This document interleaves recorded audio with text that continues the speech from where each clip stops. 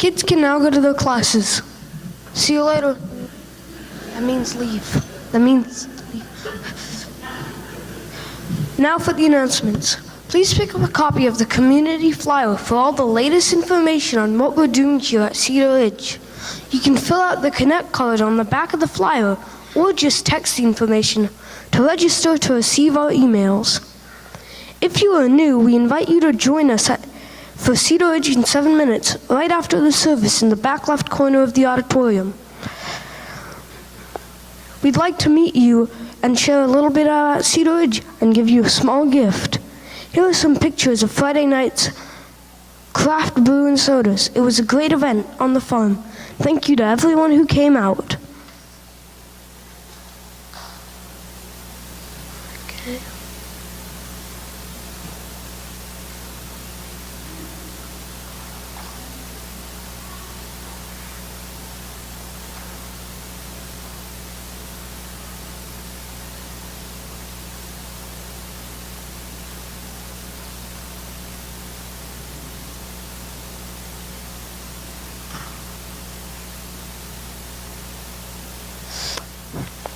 The farm is in full swing and we need your help. Please come out on Wednesdays from 6 p.m. to help harvest crops, or come on Sundays at 9 a.m. to water the farm. If you have any questions, please come ask my mom, Ruth Campbell.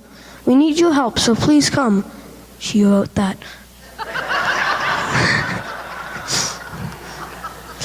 Also, save the date for our last Farm Sangria night on August 25th. We will have beer and wine, but I can't drink any of those, at least not legally. So we'll also have non-alcoholic drinks. Finally, I would like to say that my allowance is not enough. Not only that, but I don't get it every week. So I never know if I have enough money or not. Wait, why? That's weird. Why is that in the announcements? Oh wait, I misread that announcement. It was meant to be about church giving, not my allowance. I'm sorry about that. Okay, so I guess church giving is not enough and it's not regular? Okay, yeah, that makes more sense. So please give more and give every week, even if you're away some Sundays. Here's a video to show you how you can do that.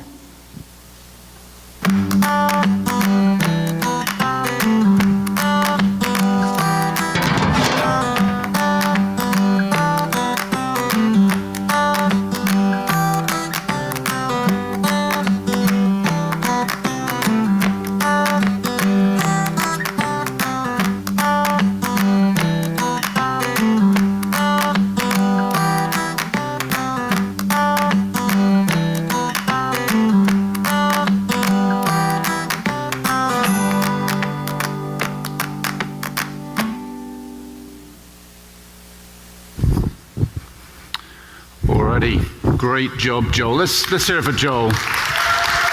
Great job on the announcements. Do you want to come up and do the message as well? Do you want to do that? No? You're right. Good to see you, everybody. My name's Matthew. I'm the lead pastor, so going to be talking for the next few minutes. We're actually starting a new series today called It's Not About Me. Before getting into that, I just wanted to mention last week we prayed for the team going to Guatemala.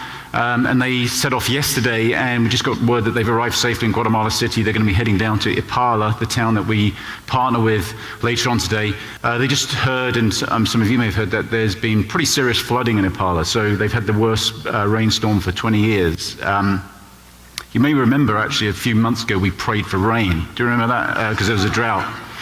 So we won't tell them that.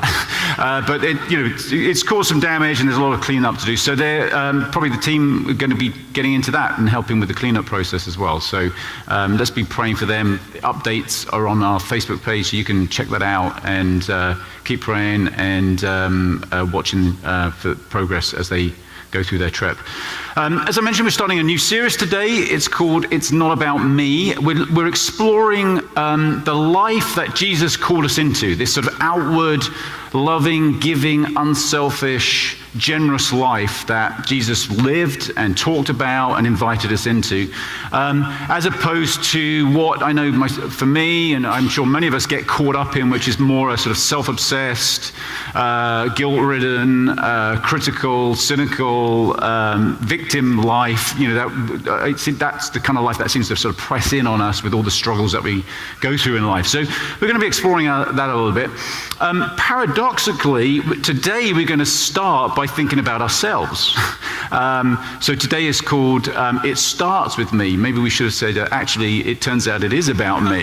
Having called the series It's Not About Me. But we're going to explore this whole idea of self-acceptance, because we see that as key and core to the whole idea of being able to love other people. Let's just take a look at a scripture that is a quote, or Jesus quoting the Hebrew scriptures when he's tested and asked what the most important commandment is. Hearing that Jesus had silenced the Sadducees, the Pharisees got together. One of them, an expert in the law, tested him with this question: "Teacher, which is the greatest commandment in the law?" Jesus replied, "Love the Lord your God with all your heart and with all your soul and with all your mind. And this is the first and greatest commandment." Then he follows it up with another one. "And the second is like it: love your neighbor as yourself. All the law and the prophets hang on these two commandments." So, Jesus there is saying, love your neighbor, love God, and love your neighbor as you love yourself. And we could say that probably most of us are doing a pretty good job of loving our neighbor as we love ourselves, right? But the problem is we may not really love ourselves too much. The implicit in Jesus' statement there, I think, is an assumption that we love ourselves, that we accept ourselves. And I think this is a big challenge for us. I think especially in our culture, are plagued with self-doubt, self-judgment, self-criticism. We find it often really hard to love and accept ourselves. And let's just think for a moment about some of the symptoms of that lack of self-acceptance. And you maybe can think about how some of these things apply for you. I'm going to run through some symptoms. We're all going to recognize those in other people, right? Some of these symptoms. But we could probably think about, how does this impact us? I think this lack of self-acceptance affects our general affect in life, our presence in the world. We're very critical of ourselves, so therefore, we think we need to be managed that way. We manage everybody else that way. We can tend to be very critical people. We can be somewhat negative. Not all of us, but this might be a tendency. Some of the things might be tendencies for us. To deal with our own self-doubt, our own self-judgment, one way of managing that is to bring other people down, right? It makes us feel, it doesn't really work, but we think it's going to make ourselves feel better about ourselves if we can bring others down. So, it can affect our general affect. It also, I think it sort of leads to problems in relationships, right? We're looking for affirmation. Ironically, in relationships where love is the prerogative, and we're actually, I think, doing our best to love other people, and that's in sort of everyday relationships, but especially in the close relationships we have, very often we go into those relationships actually looking for affirmation because we feel so bad about ourselves and we haven't accepted ourselves. We're looking for other people to affirm us, to validate us, and I think we all find that to be disastrous, right? Once we project that need onto somebody else, we just bring a whole bunch of neediness into the relationship, and that, in some instances that might even be codependence. It might lead to all kinds of dysfunction. But at least what it does is create conflict and problems because we set an expectation for somebody else that they just can't meet. Because it's impossible for them to validate us because we're constantly demeaning ourselves. And, that's often the root of a lot of conflict within relationships. I know that's been a problem for me. You think, for those of us here who are married, we probably would say our closest relationship is with our spouse. I know I went into marriage thinking that, I had to absolutely meet all my wife's needs, she has to meet all of mine, and that's the source of happiness. I found out along the way that that's not the case. Right? And many of the things that I felt dissatisfied with in our relationship have been things that have to do with me and my own view of myself and my own approach to life. So, I think maybe some of us can identify with that, right? That aspect of it. The other thing is an issue to do with vulnerability. This is perhaps the flip side of that more critical approach to life, we might actually go through life not making ourselves vulnerable at all. We don't comment on anything, or we don't challenge anything. We don't sort of put ourselves out there because we're worried that we might be rejected, or that not just our opinion, but we might be rejected. We don't really validate ourselves or our perspective or our opinion. So we kind of retreat from life. And again, that impacts relationships, right?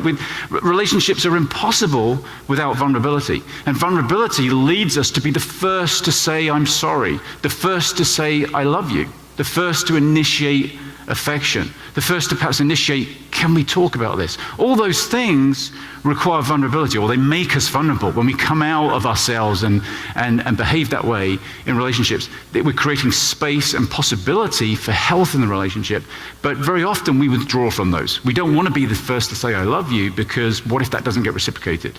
And again, we're not really confident that we're lovable.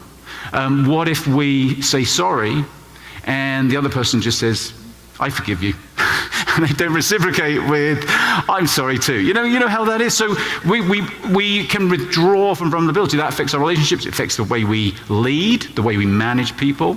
We may not want to, again, I can certainly own that myself, that, I can withdraw from conflict, or withdraw from saying what I really think about a situation, even if I think it's right, because how am I going to be perceived in this situation? It makes you vulnerable, right? So lack of vulnerability is perhaps rooted in this lack of self-acceptance. Another thing it does for us, and again, maybe this applies to some of us, maybe not, but the whole issue of denial. Right? We all have issues. We all have problems. I think our lack of self-acceptance makes us very afraid of our problems, because we kind of associate our problems with our identity. If we struggle with X, then we are X. If I struggle with anger, I am an angry person, and that's bad. That makes me bad. And so we just don't go there. We kind of shut down. We tend not to be very introspective. We don't want to go to those painful areas of our lives. And we keep people at a distance, and we keep ourselves, ironically, at a distance. We just don't want to go there. And of course, the irony is that shuts down the potential for transformation, the potential to grow and change, which is what this whole series is about. We're going to get into talking about how can we productively change, healthily change in life.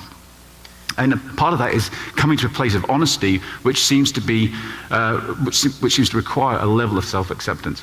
The other thing is, so final thing is, I think just a general level of unhappiness, right? We kind of, many of us walk around, and again, this is something I know I've struggled with, just walk around just feeling we're not up to snuff, we're not good enough. We have a whole list of failures or weaknesses that kind of hang over us, and we've bought into them, we believe them, and it kind of just undermines a general sense of happiness. So I don't know whether you can relate to any of the issues on that rather unpleasant list there. But I think this is a big challenge for us. It's a big challenge for us in our culture, big challenge for humanity. It's not a new issue, right? We've talked about this before, this issue of self-love, self-acceptance.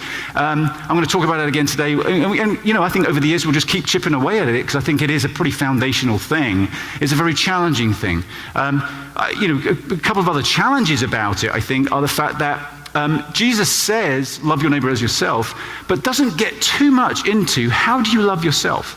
I don't know if you've noticed that. And that's actually one of the criticisms of Christianity, particularly people from Eastern religions. One of their criticisms of Christianity is that we don't really have certainly in Scripture and some of the things that Jesus talked about, there aren't too many established practices, like do this, here's how to learn to love yourself. There's a lot of commands. Love your neighbor as yourself, but not so much on the practical side. And obviously the church over the years have developed practices, but Jesus was constantly talking about how God loves us and how amazing we are, how wonderful we are, and I think it can be a challenge for us to actually work out, how do we do this? How do we kind of get set free from this self-judgment and walk in a place of, in the light of self-acceptance. So it's challenging from that perspective. I think it's also I would say it's challenging because it's so prevalent. I'm going to take a somewhat, anecdotal approach to this morning. I'm not a therapist. As I say, we'll keep chipping away at this and address other aspects of it over the years, I'm sure. But what I would say is this: I've talked to hundreds, probably thousands of people by nature of my profession. So I've been doing this for 20 years or so.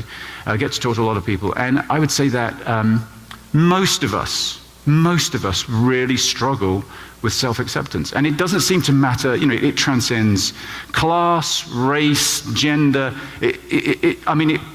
I've met people who are outrageously successful and just seem to have everything going for them, but their struggle is with one of self-acceptance, even self-loathing. And I've met people who are really struggling in life who are struggling with it too. So it seems very broad. It's not necessarily obvious to most of us in other people. It may be more apparent to ourselves, but this is a real struggle. It's a real challenge. And I think part of it is it's somewhat ironic because in our culture today, we've perhaps never been more self-obsessed, right? I mean, we sort of, I think probably with communication and the internet and social media, we can sort of project ourselves to others, and we also see other people's lives, so we're constantly comparing ourselves. And we can even project this sort of sense of importance. Our voice can be heard out there in a way that most of the likes of us would never have got heard, right? But we can write stuff and put stuff out there, and our opinion can be out there, and we can even project a life that isn't necessarily real, because we all want to project that we're happy and successful and all the rest of it, and yet we're perhaps as unhappy as ever, perhaps more unhappy than ever. So we just want to be loved. We just want to be accepted. So many of, I think, our activities, the activities in our culture, are frequently motivated by this sense of us just wanting to stand up and saying, would somebody just say that I'm great?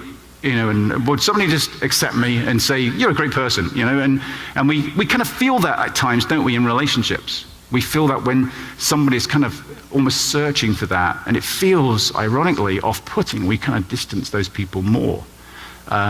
And yet, the hunger there is for affirmation. There's a hunger for some kind of validation because of this desperate need to accept ourselves. Okay, so we're just going to explore it a little bit. Let me just raise what I think are three problems, three challenges that we have around this issue of self-acceptance that kind of help create this conundrum. And the first one is consciousness, right? We are amazing beings. Amazing beings on this planet, in this ecology. As far as we know, we don't know any other conscious beings, right, in the universe. They may be out there, but we just don't know them. But so in terms of our experience, we're the only species that has developed consciousness, that has consciousness. It's incredible. We are able to reflect on our own existence. We're able to kind of think in the third person about ourselves, about life, the universe, and everything. And it's led to all kinds of amazing things. I mean, it's incredible as human beings what we've accomplished through consciousness. We're able to control our environment to a large extent. We're able to improve ourselves individually and as communities. And yet the flip side of that is that consciousness in one sense has been a complete disaster. Look what we've done with the planet. Look what we've done with relationships individually and between nations, and our track record isn't all that great in one sense. And then at an individual level, we have this kind of running commentary on our lives. Our consciousness is like a third-person commentary on our existence, and it very often is not, that's great, that's fantastic, you're wonderful, amazing, you're what a great human being. It's very often self-critical, it's very analytical, very self-critical, and undermining, and we kind of have this, we develop this perspective, this filter about ourselves through which we filter all the input. So very often it doesn't matter what positive input we get, we put a negative spin on it, right? Because we're telling a negative story about our lives. And vice versa, our output goes out through that filter, so we're kind of projecting. We're very careful with what we let other people know about ourselves because we're conscious that it may or may not be acceptable.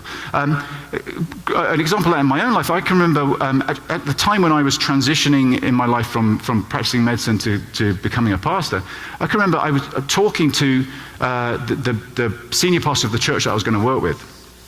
This is back in Cincinnati, Ohio. And I was going to become this pastor, right? And so all I could think about was how bad a person I was, and all the things that I'd done. And I've done some pretty bad things, and I felt I had all kinds of failure in my life. So I felt I better tell this guy what he's getting. I better tell him, I'm going to give him the lowdown on just what I'm like. I don't want there to be any surprises. So I told him my story, thinking he's going to be like, oh God, well, we better not hire this guy then. And he was just sat there and he just reflected back, wow, that's a really amazing story. You've really persevered, and I just see a whole load of faithfulness in your life that you've overcome some of those issues and you're still working through some of the other issues. And that's what being in this kind of field in ministry like this is all about. And so there was a totally different take, a totally different perspective, a totally different consciousness, if you like, about my story, that I just didn't look at it like that at all. So, because I had this commentary running in my mind, my own consciousness, which was very negative, very self-critical, very self-judgmental. So we have this consciousness. I sometimes think maybe humanity can't really handle consciousness, right? We've developed, depends what your view of the cosmos is. I personally believe in evolution. I feel we have evolved. That doesn't exclude God, by the way, by any means, but I feel we've evolved this consciousness, but maybe we can't really handle it. It'd be a little bit like, if you gave my dog opposable thumbs tomorrow, he would get into all kinds of trouble. He wouldn't be able to handle it, right? Or what about if I gave you telepathy right now? So you evolved telepathy in a day.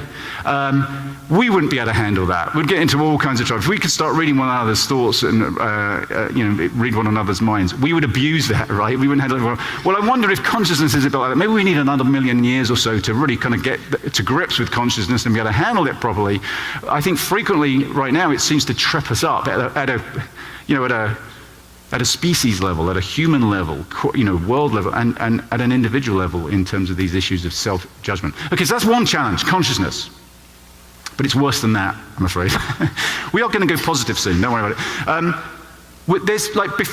Most psychologists would say we don't have a conscious sense of self until we're about 8 years old, right? So in other words, consciousness, we're conscious obviously, but in terms of consciousness of self and developing a sense of self, that kicks in and is more established by about 8 years of age. There's different theories, that vary there, but I think we can all relate to the fact that in our very early years, our sense of self is dictated by our family of origin, right? It's parents, and to perhaps a lesser extent siblings, and to a lesser extent teachers and other relatives. But we all grew up in an environment that really formed what we think about ourselves, and we know that wasn't always really affirming.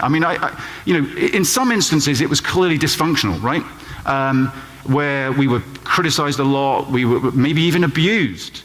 But probably for most of us, our parents were doing their best, right? And they're just trying to protect us, so they're trying to help us to be good people. So it's like, don't do that, or don't think like that, don't say that, don't be that kind of person, be careful of that, be careful of this, be careful of the other. But that so often is easily internalized as a critical thing. It's a judgmental thing, or we begin to feel negatively about ourselves, or at least perhaps we begin to internalize a reality which is, I can't be trusted. I need to be managed in a critical kind of way, otherwise I'm going to get out of control, right? And so we begin, as we grow up and become conscious, we sort of take on that way of managing ourselves because we believe we need it, and surprise, surprise, we start managing everybody else the same way, right? Because, well, if we need it, they need it, So we can be very critical of ourselves, and we project that criticism onto our experience of other people. So what we draw from our families, even with best intentions, very often leads to us having this negative view of ourselves, right? And I think that's probably something most of us can relate to, even though we wouldn't want to be negative or critical about our parents, right? And as parents, I think we see the challenges of that, right? Of trying to, where do you draw the line between being positive and encouraging and affirming, and also challenging and nurturing in that way as well? It's kind of difficult. So very often we develop this sense of self-criticism and self-judgment, like we can't really be trusted. And then here's the third thing. So I mentioned there's 3 problems. And I'm highlighting these problems because I think they give us a clue and maybe some ins as to how we can resolve some of these things. The third thing is this, that as spiritual people, perhaps as followers of Jesus, as Christian people, we deal with this issue, or we're encouraged to deal with this issue of self-judgment by going to God, right? We go to God because God loves us. And that's a source of love. So to accept ourselves, we just go to God and God will make us feel better. But there's some problems with that. There's some challenges with that. I mean, the first one, I think we've all seen the bumper sticker. Have we got the bumper sticker up there? We've all seen this somewhere. Jesus loves you, everybody else thinks you're a jerk. You know, you've seen that one? There's variations on that theme. We had to clean it up a little bit. So it's a little bit like if you ask my mother, should Matthew have been on the should he have played cricket for England, when he was young? She would say, of course he was probably the best cricketer. Cricket's a sport that we play, by the way. God, going to God, I think sometimes it feels like it doesn't count. Well, God loves everybody, so that doesn't necessarily, God's indiscriminate, so it doesn't necessarily make ourselves feel better because everybody else thinks we're a jerk, including myself. So there's a bit of a problem there. I mean, it's sort of funny, but I think, you get what I'm saying there. Second thing is this, that very often in religion, it's kind of the flip side of God loving everybody. It's like very often in religion, it's based on the fact that God thinks we're pretty bad people.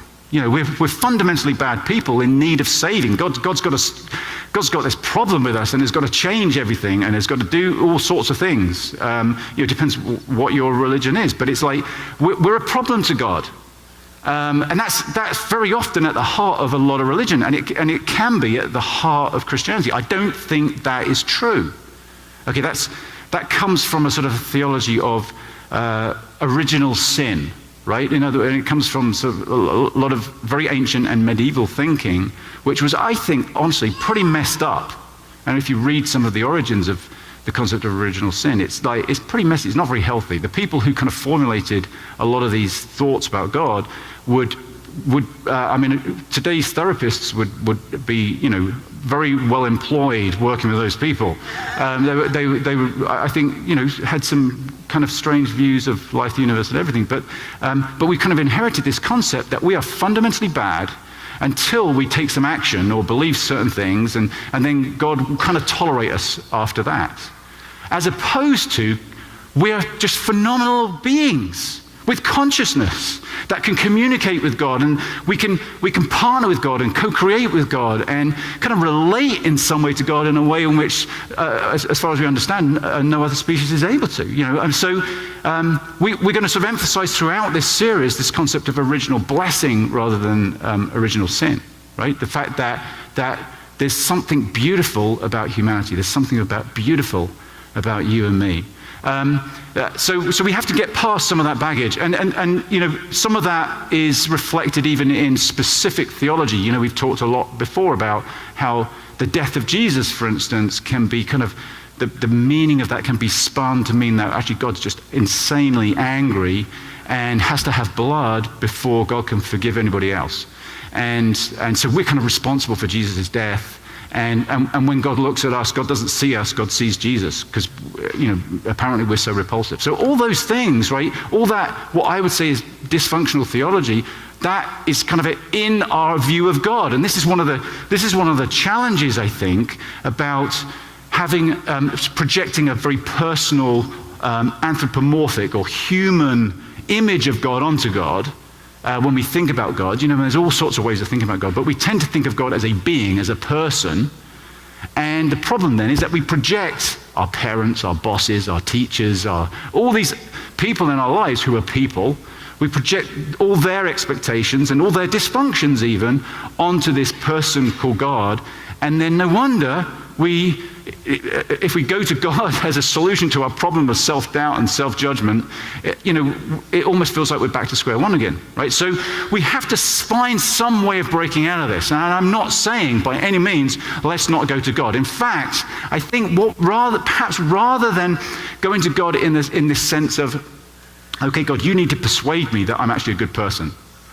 Maybe what we need to do is approach God or take a different approach to God, to open our minds, open our hearts to something else about God. And so I just want to put out there a couple of ways we could look at this and look at God this morning that might help to kind of spin our view of ourselves even. Let's look, and to do that we're going to look at two pairs of scriptures, one from Genesis right at the beginning and one from the first letter of John. So let's look at this first one. In the beginning, so this is right at the beginning, right? These are the first few verses in the Bible. In the beginning, God created the heavens and the earth. Now the earth was formless and empty. Darkness was over the surface of the deep, and the Spirit of God was hovering over the waters. And God said, "Let there be light." And there was light. God saw that the light was good, and he separated the light from the darkness.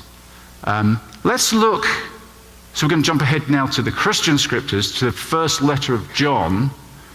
This is what John says, or the writer of John says, "This is the message we have heard from God and proclaim to you, that God is light, and in God there is no darkness at all."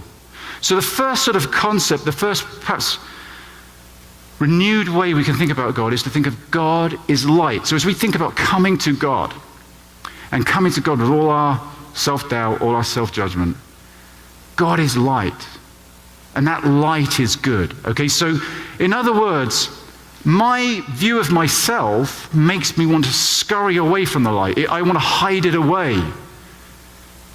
Even I know that many of the negative things I think about myself are not true, but I have a question mark there.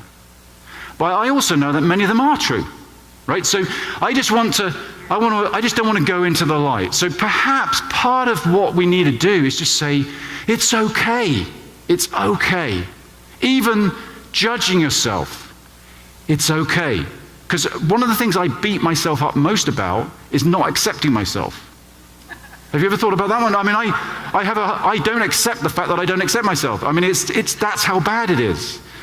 Maybe what we need to do is just recognize that God is light, and God's light is good, and God's light is welcoming and inviting, and we can come into the light. And our perspective of God is light, not judgment.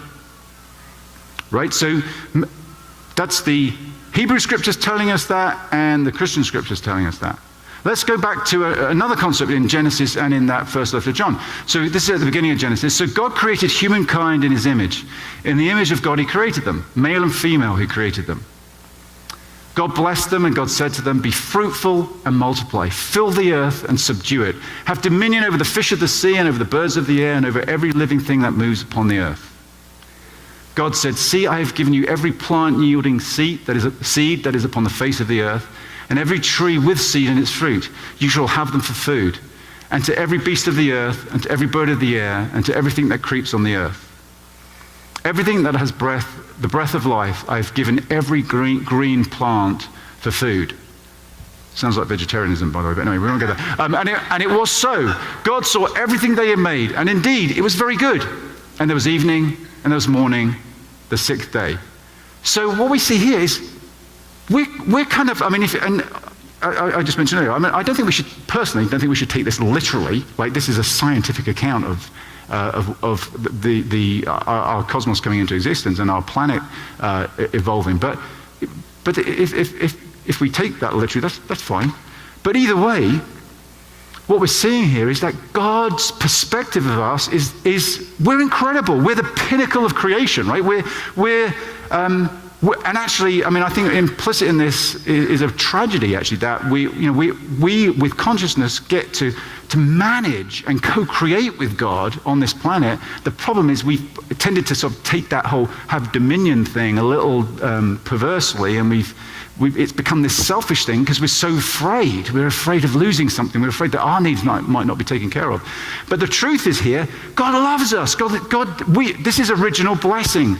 We are beautiful, lovely beings that God celebrates. And when we go to the first letter of John again, here's what we find. God is love. Whoever lives in love lives in God, and God in them. God is love. So God is light, and God is love. If we could internalize those realities, and let's face it, that's pretty simple. right?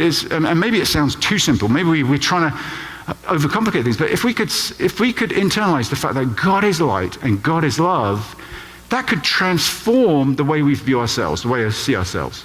Because in light, we don't have to judge. It's just there, right? We just are.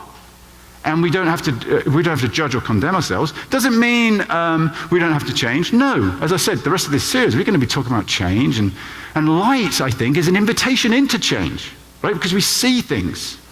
And it doesn't mean just staying where you are. But it means we can actually begin. And secondly, God is love. That love is the most empowering force in the universe, the most empowering force for change. But it starts with acceptance that we are deeply loved, no matter who we are, where we've been, what we've done, what our failings, what we think about ourselves, what we think about anybody else, how we compare, how we rank, whatever. We are completely, totally, utterly 100%, I don't know what else to say, loved, right? I'm trying to convince myself here, you can tell that, right? And if we could live in that reality, I mean, just imagine a moment. What would the world be like? What would we be like, let's make it like that, if we had no fear? What if we didn't need any affirmation or validation? I mean, just imagine what life would be like for a moment. What if we could be fearlessly vulnerable? What if we could love without requiring anything in return? I mean, just imagine how different our lives might be. Just imagine how different the world would be. We're talking about, I think, tapping into something really, really powerful. So to wrap up here, I wanted to share some practices. You know, we talked about, okay, what do we do? How can we do this? So let's look at some of these things. That I'm going to give us 5 things. And by the way, we have discussion questions for this series, and we've got hard copies of those outside, and you can get them online as well. So grab a copy, and there's some questions to sort of explore some of these things that we've been talking about. They'll be great to do in groups. So if you're in a group, I think there'll be a great discussion. You might want to, if you're not, just chat with a friend, or you could go through them yourself. But here's 5 practices, and I just disclaimer here. I've done all of these at some time or another. I would be being dishonest to say that I do these all the time, but I have certainly done these at one time or another. Some of them I do on a more regular basis. I'm not saying that you need to do them all, but there might be 1 or 2 here that particularly seem to appeal, or that you feel, there could be some mileage there for me. Okay, the first one is this: spend intentional time being aware of and welcoming your self-judgment. Okay, that sounds somewhat paradoxical, right? Because we want to get away from self-judgment. But this comes back to the issue of light. If we're just afraid and we don't go there, and I think that's our tendency. Like when we think, we're conscious of being self-judgmental. We're conscious of this sort of lack of self-love, or perhaps even self-loathing, but we don't really want to go and explore it because it feels so messy and painful and difficult, and what if it turns out to be true, and all of that stuff. So we just don't go there. So perhaps step 1 is just saying it's okay to go there. It's really okay to go there. And so I encourage you to spend some time. You could spend a minute doing this, 5 minutes doing it, in silence, just letting your thoughts about yourself come and be present, and just be aware of them. And don't beat yourself up about them, right? Or don't try to resist them, don't try to fight them, don't try even necessarily to disagree with them. Just let them be there, and just sort of get used to being open about it with yourself. I feel very often with our lives, I certainly see this in my life, and again, when talking with other people, I feel like our lives become sort of cramped and pressed down. We hide things away and we push things in, and then there's no room for maneuver. Bitterness and unforgiveness and anger and impatience and all these different things kind of impinge upon us. And sometimes we just need to kind of loosen them up and just let some light in, let some air in, to even begin to know what we're dealing with. But we tend not to go there because we've got used to managing and controlling and keeping on top of things to the best of our ability. Just that. We're kidding ourselves. We're not really managing because of all those things I talked about in that list at the beginning of the symptoms. which spill over into other people's lives or impact our level of happiness or contentment about life, right? So we're not really managing. So we just need to let the light in. So just giving some time to being aware of it and open to it. Okay, so second one, consciously separate the emotion of your self-judgment from your identity. In other words, it's one thing to let the light in. It's one thing just to be open about these things. But we also need to practice separating how we feel about that from who we are. In other words, we may have self-doubt, self-judgment, a lack of self-acceptance around an issue. Maybe it's to do with, I always seem to pick this as an example. Maybe it's anger, or it's impatience, or it's insecurity, or it's whatever it is, right? It's something that we struggle with. Well, okay, so we struggle with that issue. That doesn't mean we are that issue, right? We talked a little bit about this last week when we were looking at that movie Get Out and the whole issue of racism. It's so easy to turn a struggle into a label, like you are racist, or you are a person who has some racism, who struggles with racism, and that seems like there's more opportunity there, right? There's more space for change there. There's more of an invitation. It's more empowering to think, I'm not stuck with that. I'm not defined by that. Now, we need, obviously, again, the rest of the series, we're going to be talking about change and transformation. So we need to move beyond that.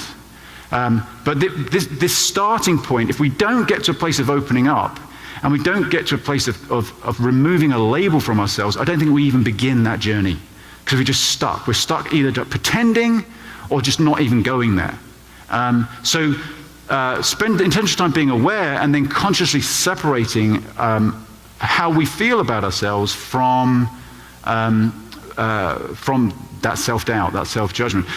A way of doing that is, for instance, and as you're thinking about it, so again, spend some time consciously letting those things come, and then also spend some time consciously letting them go. One way of doing that is kind of picture them as, I didn't make this up. This is a traditional technique of just picturing them, for instance, as leaves on a stream.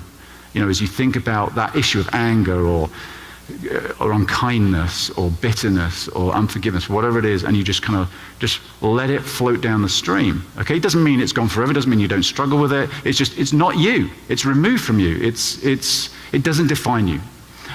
Okay, third thing.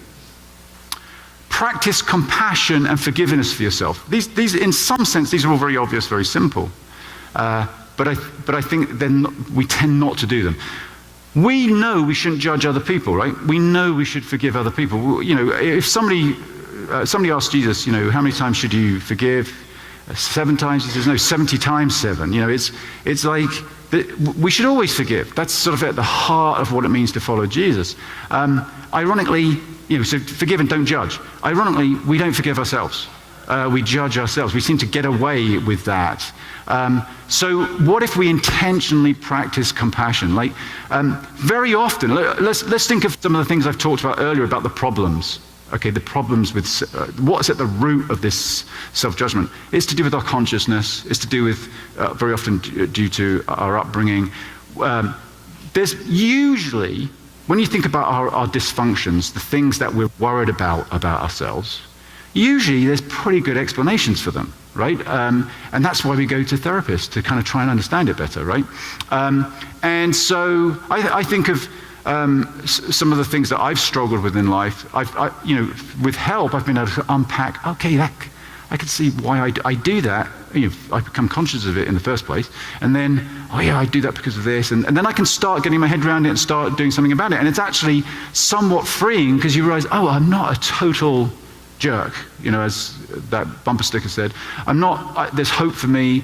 I'm not a complete weirdo, maybe a little bit, but there's hope there. So one of the things we can do is we think about ourselves is to spend some time kind of regarding ourselves, and I don't mean you have to stand naked in front of a mirror. I think we've suggested that on occasions, but we're no mirrors, no nakedness, okay, in this series.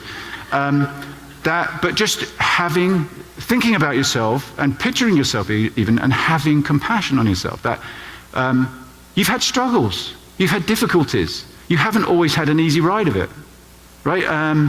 And I'm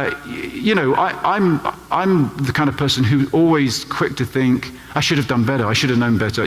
Think about all that I had going for me, rather than, I've had some setbacks in life, I've had some difficulties, I've had to ride some waves, and just have some compassion on yourself, just like you do on other people.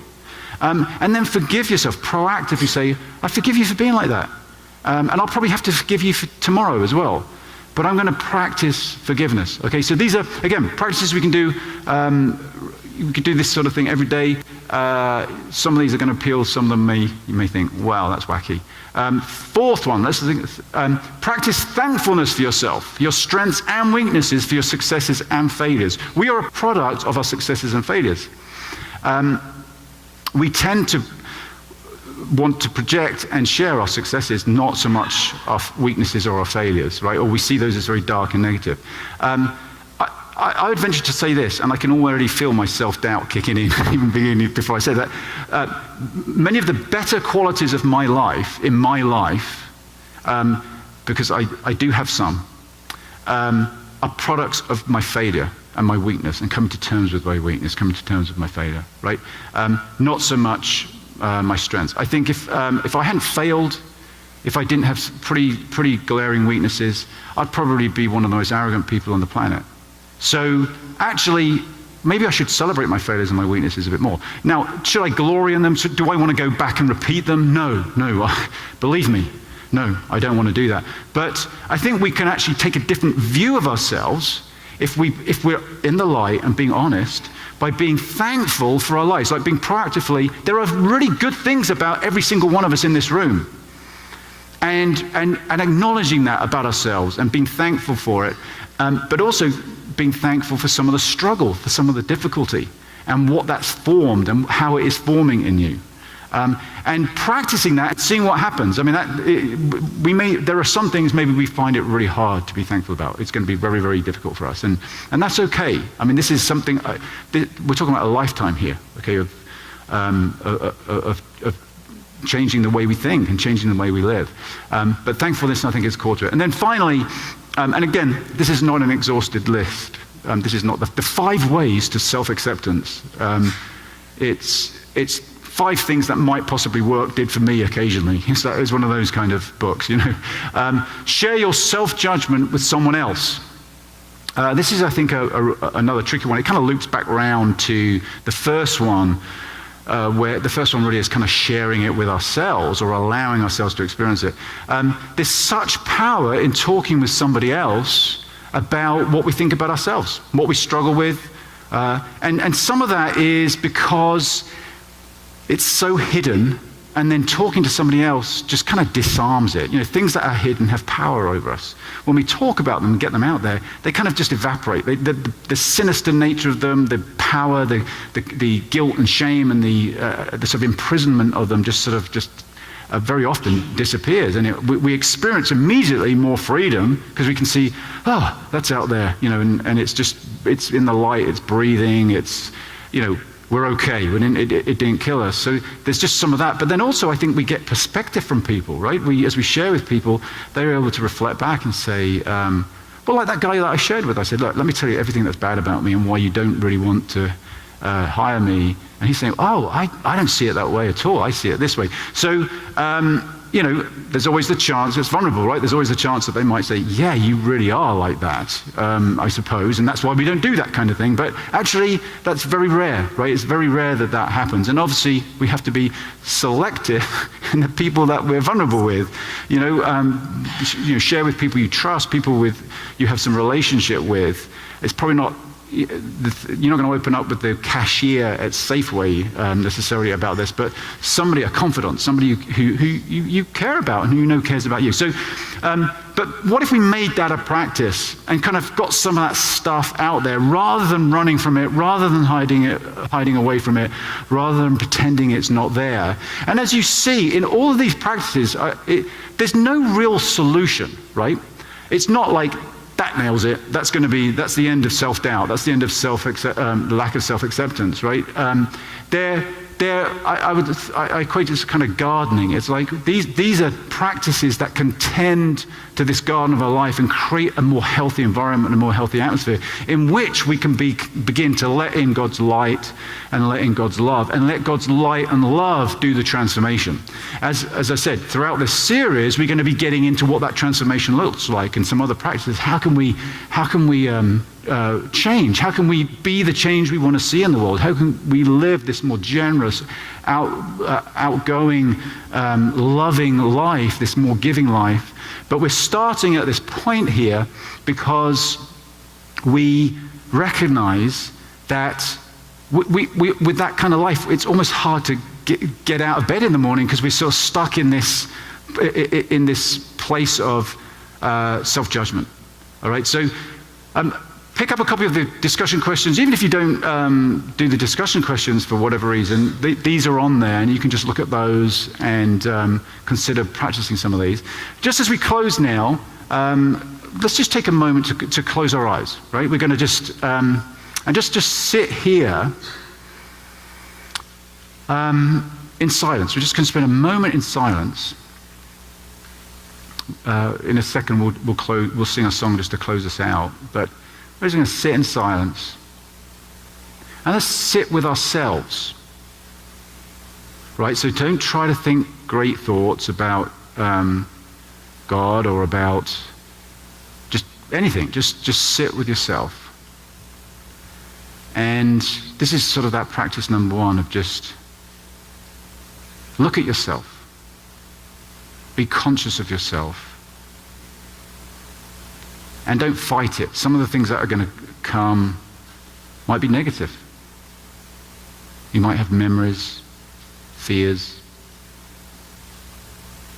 What do we think of ourselves?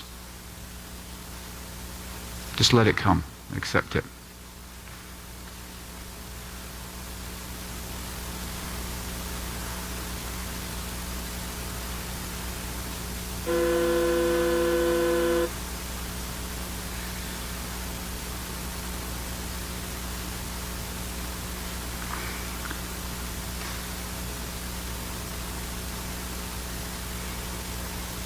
Now let's, for a moment,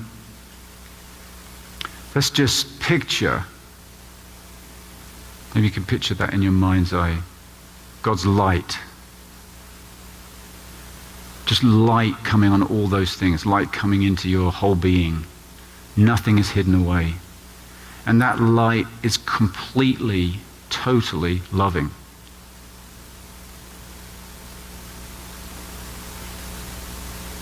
So it sees everything, but doesn't judge, doesn't push away, doesn't demand that anything gets hidden away, or doesn't withdraw because something that's not good enough. So let's just sit and imagine being in that kind of light and love with ourselves. So we're with ourselves here, but God's light and love is on us. And let's just receive that for a moment.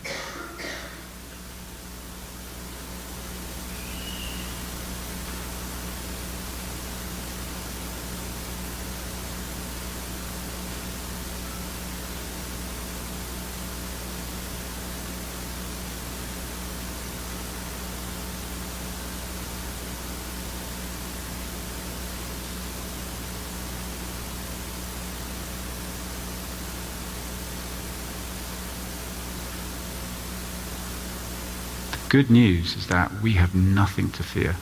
Nothing to fear. So let's stand together. We're going to sing this song and then we'll close out. Thanks, Brian. Let's stand.